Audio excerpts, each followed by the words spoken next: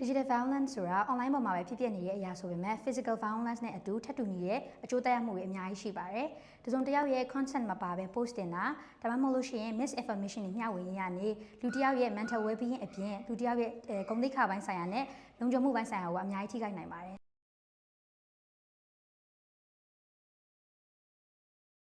ဒီလိုမျိုးကြုံလိုက်ရတဲ့အတွက်ကိုရှက်ယွန်းနေစိတ်ကြောက်ရွံ့နေစိတ်တွေပြီးသွားရင်ဒါကိုယ့်ရဲ့ toxic လောက်ခံလိုက်ရတဲ့အခါမျိုးမှာဆိုရင်ကိုယ့်ရဲ့ information တွေက online social media မှာဘယ်လိုတွေပြန့်နှံ့နေမလဲဆိုတော့စိုးရိမ်ပူပန်စိတ်တွေများလာပြီးတော့ anxiety တို့လိုမျိုးတွေများလာတာ stress တွေများလာတာမျိုးဖြစ်နိုင်တယ်ပေါ့နော်အဲ့လိုကနေမှ mental health ကနေဆင်ပြီးတော့ဒီtrauma လိုမျိုးပေါ့နော်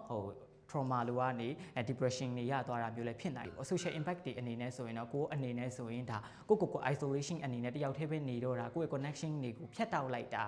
ဖြတ်တောက်လိုက်တယ်ဒါအပြင်ဆိုရင်လည်းကိုယ်အတိုင်းဝိုင်းမှာဒါ exclusion ပေါ့နော်ပါဝင်ဖို့အတွက်ကိုဒါဖယ်ထုတ်ခံလိုက်ရတာမျိုးတွေလည်းဖြစ်နိုင်တယ်ပေါ့နော်အထူးသဖြင့်တော့ကိုယ့်ရဲ့ဒီလိုဟာမျိုးပြန့်နှံ့သွားတယ်ဆိုတော့စိတ်ချောင်းတော့၎င်းကိုယ့်ရဲ့ပတ်ဝန်းကျင်ရတော့၎င်းဒါဖြစ်လာတဲ့အကျိုးဆက်လေးဖြစ်တယ်ပေါ့နော်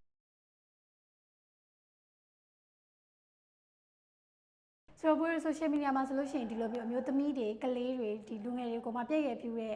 လူအုပ်စုတစုကိုပြည့်ရပြူတဲ့ post တွေတွေ့လာတဲ့ခါကျလို့ရှိရင်ပထမဆုံးလို့တင်တဲ့အကြံပြုချင်တဲ့ຢာကတော့ report ထုတာမျိုးပေါ့နော်သူရဲ့အကြောင်းအရာကဘယ်လိုမျိုးကောင်းစိတ်မျိုးပါနေဆိုတော့ report ထုတာမျိုးဒါဖို့ social media မှာဆိုလို့ရှိရင်လုပ်လို့ရတဲ့အကြောင်းအရာတစ်ခုအနေနဲ့ရှိတယ်ပြီးတော့နောက်တစ်ခုကကြတော့ဒီကိုယ့်ရဲ့ community ကိုယ့်ရဲ့အိမ်မှာပဲရှိတဲ့လူကြီးပဲဖြစ်ဖြစ်လူငယ်တွေပဲဖြစ်ဖြစ်သူတို့ကိုပြောပြပေးလို့ရတယ်ပေါ့နော် digital literacy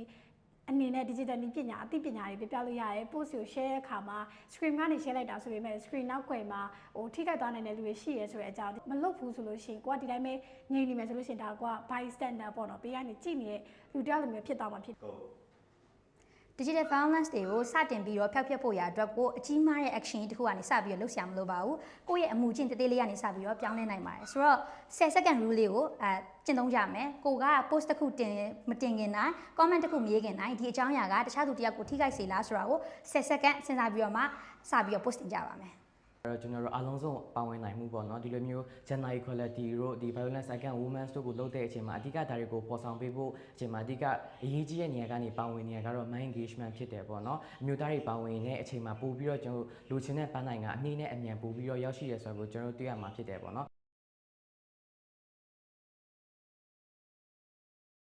violent case ကြုံလာတဲ့အခါမှာဒီ harassment လောက်ခံရတဲ့အခါမျိုးမှာဆိုရင်ကျမတို့ဘယ်လိုကူညီပေးလို့ရလဲဆိုလို့ရှိရင်အရင်ဆုံးကျမတို့ဒီနစ်နာတဲ့သူရဲ့ပြောစကားစိတ်ရောကိုယ်ရောနှစ်ပြီးတော့ empathy အပြည့်နဲ့ပေါ့နော်အဲ့နားထောင်ပြီးတဲ့အခါမှာဆိုလို့ရှိရင်ဘာလုပ်မလဲဆိုတော့တစ်ဖက်ဒီ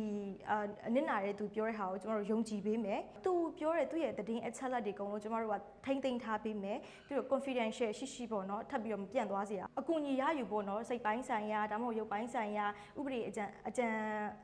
ပေးပေါ့နော်ဒီလိုဟာမျိုးတွေဒီလို service တွေကိုရပြီဖို့အတွက်ကျမတို့ကူညီပေးလို့ရမယ်သို့တော်လည်းပဲကျမတို့ဒီဟာမှာပေါ့အရေးကြီးတာဒီကာယကံရှင်ရဲ့ consent ဖြစ်တယ်ဒီ consent ကအရေးအကြီးဆုံးဖြစ်တယ်အဲ့တော့ကျမတို့ကသူ့ရဲ့ consent နဲ့မှာခုနပြောတဲ့ဟာတွေကိုချိတ်ဆက်ဆောင်ရွက်ပေးမယ်အဲ့တော့ကျမတို့ကသူနဲ့တသားတည်းရှိပြီးတော့သူ့အတွက်လုံခြုံပါတယ်ဆိုတော့ခိုက်တန်လေးကိုဖန်တီးပြီးတော့မှကျမတို့ဒီလိုမျိုးချင်းကပ်ပြီးတော့ကူညီပေးလို့ရပါတယ်လို့